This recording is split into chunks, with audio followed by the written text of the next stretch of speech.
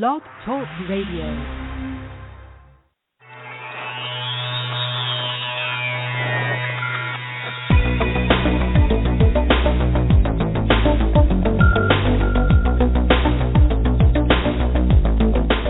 Across the country and around the world, streaming live on the internet, it's Real Estate Coaching Radio, bringing you the latest news, interviews, and secrets of the top producers.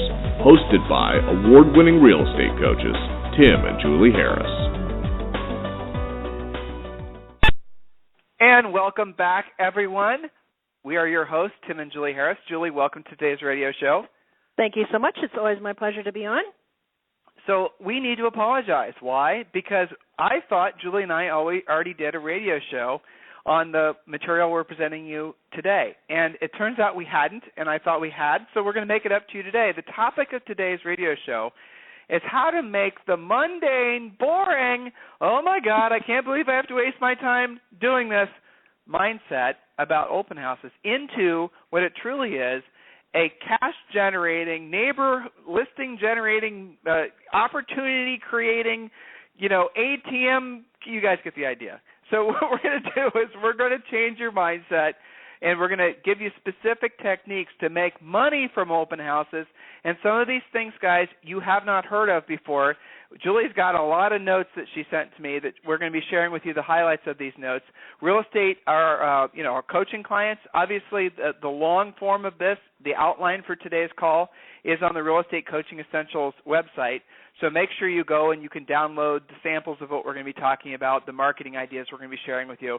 But before we get to that, Julie and I both been on coaching calls all day. Some of them have been with our own personal clients. A few of them have been free coaching calls, all that good stuff. Julie, from your conversations with all these guys around the country, we have coaching clients in Alaska, we have coaching clients, in Canada, all over the United States, a couple in Europe. What are you learning? Anything interesting, trends you're seeing, feedback you're getting? Well, they're kind of wearing me out, quite frankly, because they're all so busy with doing so much volume. Most of our clients are, we're about halfway through the year, and they have met or exceeded their halfway through the year goals. The interesting thing is, in terms of, money made, volume, listings taken, listing inventory, all of those very important vital statistics, they're meeting or exceeding those. But the interesting thing is the work that it took to get them there is also, for the most part, keeping them in momentum. They still have lots of listings coming on the market, stuff they've been working on.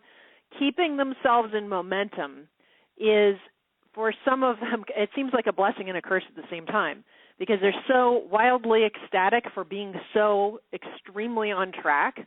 That's a pretty happy day when you realize that you're halfway through the year and you're where you should be or better.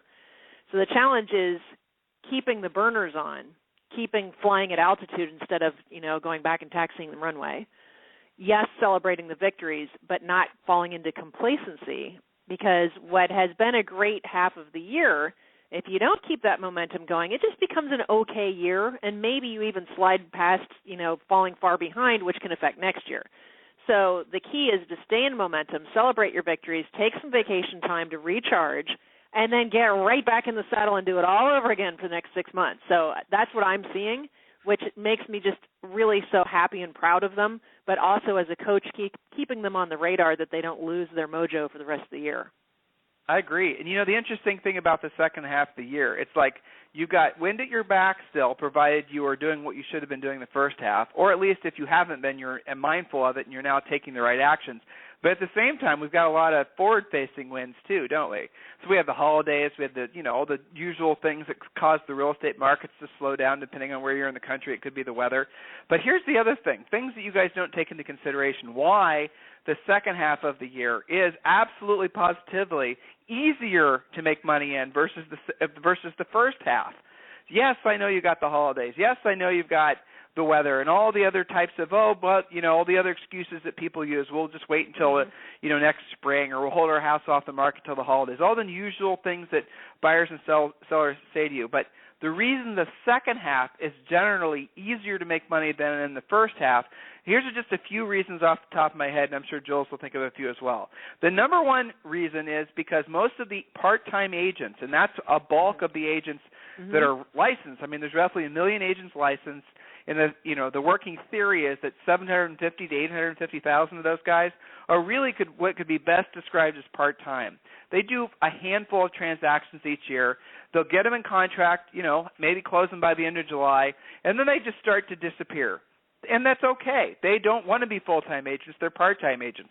But for the ones that are listening to this radio show, the 350,000 of you roughly that are really actively involved in real estate, it's your primary focus, it's what your career is, it's what you do for a living, all those part-timers, the guys that picked off the low-hanging fruit in your marketplace, they're out of the business. So that's one of the main reasons why the second half will be easier than the first half. And I'm going to give you another one.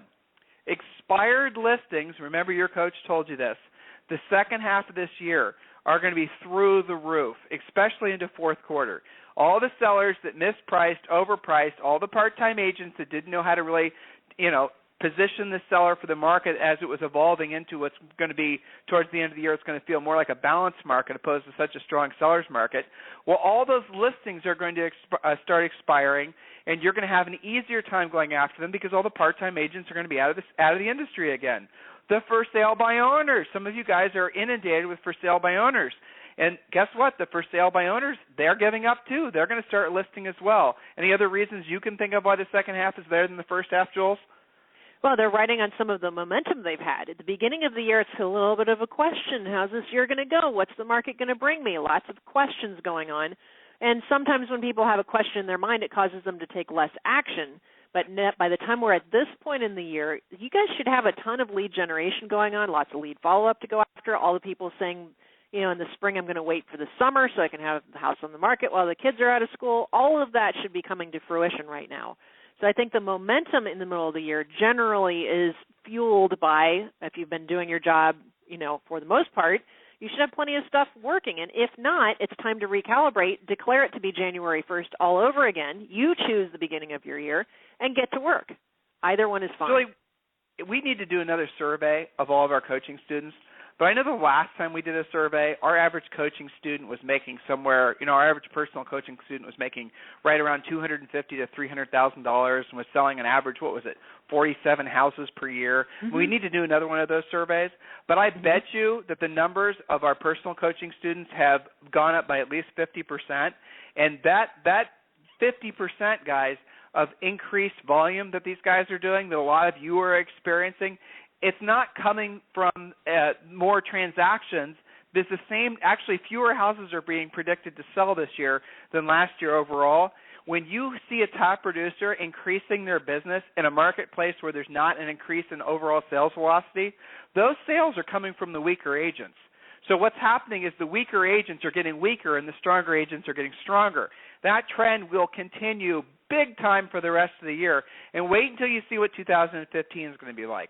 Because the agents that were paying attention, the agents that were getting their acts together in terms of learning how to lead generate themselves opposed to buying leads, the agents that are focused on profit, that are not building their businesses on sort of this mythical team idea, those agents are going to be the ones that going forward are going to dominate the marketplaces, make profitable businesses, and obviously make themselves rich, which is the point, after all, of being your own boss, being in business for yourself, and taking all the risk that's associated with it.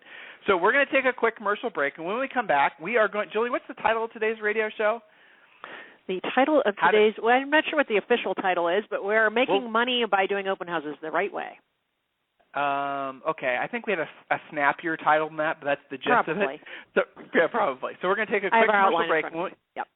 Perfect. And when we come back, get ready to take lots of notes because Jules spent a lot of time on this. And again, existing coaching students, very, very detailed plan for how to make money doing open houses is on Real Estate Coaching Essentials, so make sure you download it. Quick commercial break, and we'll talk with you in a sec.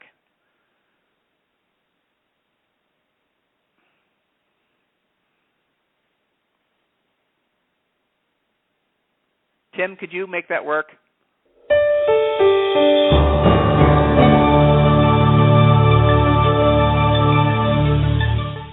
Is coaching right for you? And how can I guarantee it will work for me? Chances are you are asking yourself those questions right now. I'll answer those critical questions for you in just a moment. But first, let's be honest about something you may have always suspected. You've probably always known that the nation's top 1% of realtors You know, those millionaire agents you see on TV, they possess a secret knowledge that the other 99% of agents do not have. Where did they learn what they know? And more importantly, how did they learn how to put this closely guarded information into money-making action? It's simple. They have a coach. Not just any coach. The nation's mega millions, top 1% of the realtors know that in order to maintain their almost unfair advantage, that they must have their own personal coach. A proven, market-tested coach who has truly walked in their shoes. A coach who has worked with many of the nation's leading agents. At this point, you're probably ready to maybe try coaching. However, you don't want to be unfairly locked into a long-term ball and chain that coaching contracts can give you. It just makes sense that you should be able to try it before you buy it. Even more importantly, you want to have a coach who is the best of the best, not someone who is simply assigned to you or, even worse, has never sold real estate. Can you imagine? If this is you, I have something for you right now that is exactly what you have been looking for. For the next 48 hours, Tim and Julie Harris Real Estate Coaching is offering you a free coaching call. This is a real coaching call with a real Tim and Julie Harris coach. Now, while you are thinking about it, why don't you visit us online at freecoachingcallsforagents.com to get started. Once again, that is freecoachingcallsforagents.com. Now, let's be clear. This exclusive coaching opportunity is only available for the first 50 realtors who are stone cold serious about their real estate business and know that in order to succeed at the highest level, they must hire a coach. So don't wait any longer. Take action now and visit us again at freecoachingcallsforagents.com to schedule your free coaching call. Again, that's freecoachingcallsforagents.com. Thanks so much. See y'all soon. Okay, we are back. Julie, are you ready? I am indeed. Okay, jump in. Okay, and this might take 2 or 3 radio shows. We'll see how quickly we can get through this. So, you know, open houses are oftentimes bashed, underrated, criticized. I know I've heard on, especially on free coaching calls, because it certainly wouldn't cross the lips of any of our private clients, agents that say, well, I turned down a listing because they wanted open houses, and I won't do them. You know, like that's, what kind of crazy talk is that? You lost a listing because you refused to do open houses, really? So why is that? It's probably because you've done them, you've tried them, you've dabbled with them, and you didn't get results, so now you've decided they're a waste of time. You just didn't do them the right way. That's all there is to it. Right. So here's a thought for you next time you come across, and this is going to happen a lot with expired sellers. They're going to ask you about open houses. You guys have had this experience before where the seller just sort of randomly asks you, well, do you do open houses? Opposed to giving them an answer, yes or no, ask them what they think of open houses. Exactly. Because I'll give you a little clue here. If a seller asks you what you think of open houses, they're asking you what you think of open houses because if you say they suck, you're not going to get the listing. They're testing you. They wouldn't ask you what you think of open houses if you didn't, if they didn't already have the opinion that they want to do them. Most times. But the flip side to it is they might ask you what you think of open houses because of the fact that they don't want to do them, and the agent you're competing against was just basically hammering on that seller, saying open houses are the greatest thing since sliced bread, and the seller doesn't want to have to displace themselves every Sunday until the cows come home. So when you get the question about open houses, opposed to you just inflicting your opinion on them and saying you do or you don't, turn the question around and say, Mr. Seller, that's a great question. What's your opinion of open houses? And listen to what they say. Then you can pivot your answer based on what's appropriate for your client. That's right. So if they say, well, you know what, it's funny you should ask about open houses. We bought this house as an open house, where you were about to say open houses suck and they, don't produce any leads and they're the worst thing forever and they're the creation of the devil. Right. Right. Right? So you've just basically talked yourself back into a listing, whereas before your initial reaction would have been negative. But we do suggest that you do open houses, especially if you're wanting to continue the momentum for the rest of the year, or if you're trying to build momentum to have the second half of your year be the better part of your year.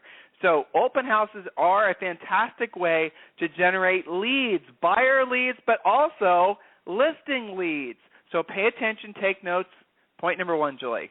Okay, so top 5 reasons if we have not yet convinced you why you want to learn to monetize your open houses and do them the right way.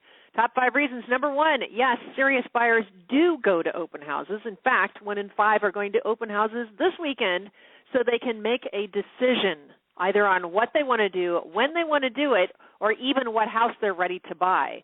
So be the agent to write the contract. Go ahead. Let me jump in here, just because what you just said actually got me to think of a free coaching call I did recently. Sure. When you guys get addicted to the idea that you can pick off all these leads from the internet, and you can grab tons of leads from the internet. But the fact is that statistically, those buyers are in the very beginning stages of the buying process. So the process works something like this. Think about when you're buying something. Let's say you had to buy a new blender today. You're not just going to probably run over to Best Buy. You might, maybe it's a car, let's say, something that's more substantial. Because Best Buy, doesn't sell anything substantial anymore. But let's say you're going to buy a new car. Chances are you're going to go to Consumer Reports. You're going to do your research on the internet. You're going to do the sort of, research that requires you not coming in contact with a salesperson. And it's when you've decided that you're going to buy a new Mercedes or new Honda or whatever it is that you want to buy. Then you show up at the dealer's location knowing maybe that you want to look at this kind of model or that kind of model. You've done your homework. So by the time people show up at driving neighborhoods going to open houses, you're going to have some lucky-loos for sure, but for the most part, you're going to have the serious buyers that have already decided that they want to live not just in that city, not just in that town, but probably in that neighborhood. And the other types of folks you're going to get during the open houses are going to be neighbors that are thinking about selling, neighbors who are thinking about, putting their houses on the market sometime in the future. Very rarely, and this is the psychological thing you guys have to get yourselves over, very rarely is someone who has no interest in buying or selling a house going to stop and go to an open house. So if someone is taking their time on the weekend to tramp through an open house, I promise you that they are serious buyers or sellers.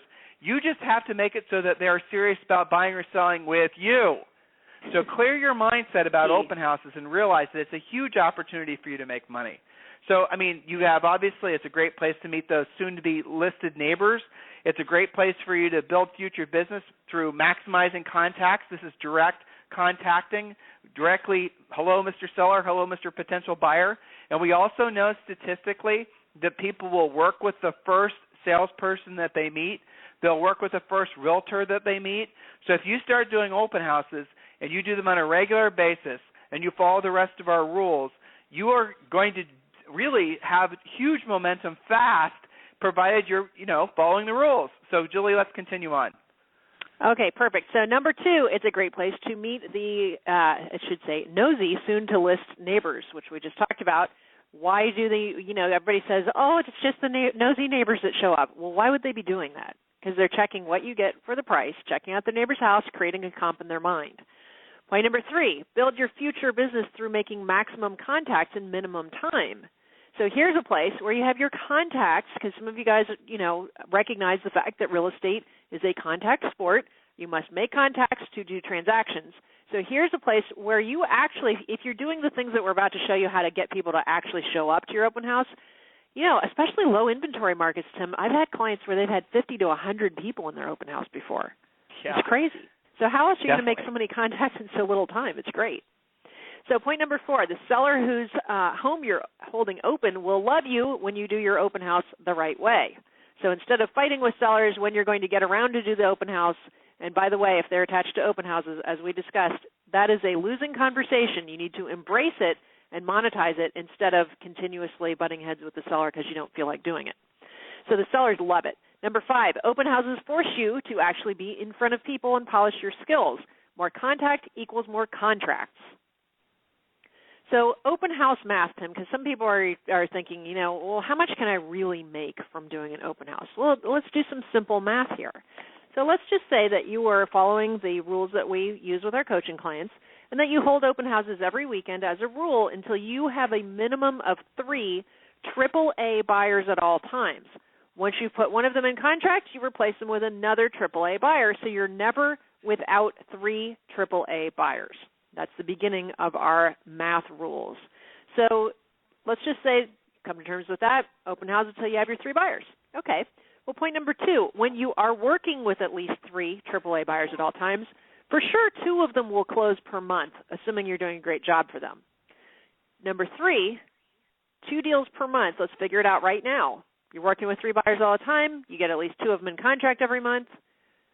2 deals times your average net commission to you is blank. What is it? Let's just say your average is $5,000 per deal. That's $10,000 per month just from getting good at open houses. That's $120,000 a year getting good at this. Let's say your numbers are half of that, and it's only $60,000 a year because you figured out how to monetize open houses. Pretty rocking. So what could you use that for? Some of you, we're going to add this on as a spoke. Others of you, it's a springboard to bigger and better things. What could you use $60,000 to $120,000 for?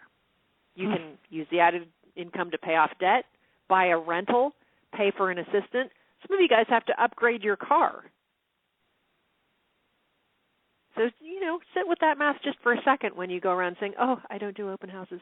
That's like saying, Julie, I'm going to ignore my $120,000 potential. What you're asking them to do is consistent effort, and consistent effort will get consistent results. Right. But the open house prospecting rules, which I don't think we're going to be able to get to today, we'll have to get to those next week. That's going to give you the specific suggestions on what you can do to maximize your open house. Now, some of you are going to be geeked up to do open houses, and Julie, make sure you get to point 4. But some of you guys are going to be geeked up to do open houses starting this weekend, and that's fantastic. So I'm just going to give you the broad strokes, and then Julie and I will get to the very detailed stuff next week. Number 1, choose an open house that's going to be in a public, easily accessible location. That's not going to be a condo that's in a building that you have to go through 5 security gates and have to wait there and put in a special code. Don't be surprised if you do one of these gated community open houses that you don't get anybody through except maybe the immediate neighbors. It's too much hassle. People won't do it. Condos in general are not good to hold open unless you're in an area where all there are condos and, that you don't have any choices. The next thing is don't hold a house open that's not going to have the broadest appeal. So if you're going to hold a house open, and in most of America right now, make sure it's in the price range that the most people can afford. Furthermore, choose in a community where everybody wants to live. In every area, and I don't care if your market's like super on fire or slower than snot, in every single market across the country, there is a community. I remember when Julie and I were selling real estate in Columbus, Ohio. There were pockets of really ridiculously hot housing in different price ranges. German Village, I don't know if it's still hot, but it was great. The Arena District was great. These are downtown areas. Clintonville, certain parts of Clintonville, certain parts of this area called Rosemary, which is part of Clintonville. There were certain parts of Worthington, but not all of Worthington, not all of Clintonville, not all of Rosemary. Certain streets, you guys know what I'm talking about, and if you don't, you need to go into your MLS and you need to really learn your market. You need to start actually becoming an expert opposed to just claiming to be one. No matter what is happening in any housing market, even if things got super slow again, which they won't, but even if they did get super slow again, even in the height of the housing bust, when everyone's basically saying we're all going to start living in caves again, even when it was that bad, there were still pockets of your housing market that were on fire. You know it's true. Hold the open houses there. Hold the open house ideally in a neighborhood that the house itself is going to be towards the front, but not on a busy road. Any objectionable reasons for people not to stop, they won't. So you get the idea here, guys? Another tip, ease of parking. Don't make it so that you have to, basically they have to park 10 miles away and walk. Now, again, some of you are going to be in areas where you're not going to have a choice. That's just the nature of your housing market, and that's expected. But if you do have a choice, you want to make it so that people can literally park in front, walk, and then walk in the house. Make it easy and painless as possible for everyone. But, Tim, I don't have a listing that meets all those criteria. My listing isn't in a neighborhood like that. What am I supposed to do? Exactly. Borrow an open house from another agent. And some of you in your markets, you can actually borrow an open house or borrow a listing of another agent of another brokerage to hold open. So there's no excuse not to do this. That's the bottom line. And for the most part, listing agents are going to be thrilled that you're offering to hold the listing open, because in the seller's mind, it's seen as, and it is the use of someone's time. And you are doing that seller a favor by giving their house more exposure to the market. So the reality of it is that there's very few listing agents, whether it be at your brokerage or another one, that are going to object to you holding a listing open. And if they do, shame on them. Yeah, if they do, shame on them, because they're servicing themselves and not the sellers. No, you shouldn't pay a referral fee or a commission of any sort to the leads that you get from the open house. No, you shouldn't be paying to do an open house. No, I mean, there's all kinds of little schemes that I know that you guys have gotten yourselves involved in. Open houses are the very fundamental necessity for every one of your businesses. Now, some of you are very successful. We have coaching clients that are multimillionaires. You guys should even still consider doing open houses, but have more fun with it. So if you're on the upper echelon of the real estate industry, I'm thinking of all of you guys in Manhattan and our coaching clients in Bel Air and Beverly Hills, you could do like an invitation-only open house. Invite all the immediate neighbors and have a special evening set aside. You know, you don't have to spend a lot of money on this. It can be something simple.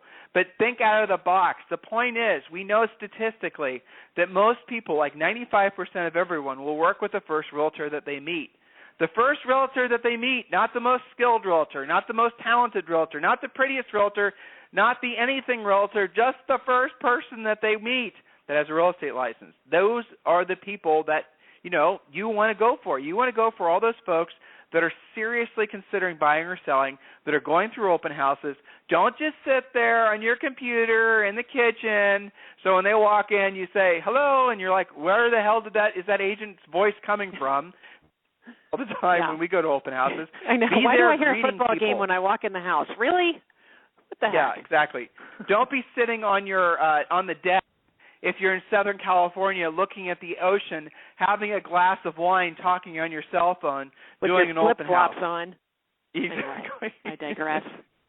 We've seen all this before. Take it seriously. Realize that this is an opportunity for you to have high-impact contact with prospective buyers and sellers. So, Julie, I've got to get to another coaching call, and I know you do as well. Mm-hmm. Next week, we're going to be talking about the specific prospecting rules and techniques for actually harvesting lots of high-quality leads out of your open house. In the meantime, guys, if you need us for anything, what are you supposed to do? Go to Free Coaching Calls for Agents, freecoachingcallsforagents.com, freecoachingcallsforagents.com. Priority is obviously given to those of you who are ready to become coaching students and those of you who already are coaching students. Have a fantastic rest of your day. This program has been a presentation by Tim and Julie Harris, Real Estate Coaching. For more information on our real estate coaching and training programs, visit our website at timandjulieharris.com. Remember to tune in weekdays at noon for upcoming shows, and until next time, thank you for listening to Real Estate Coaching Radio with Tim and Julie Harris.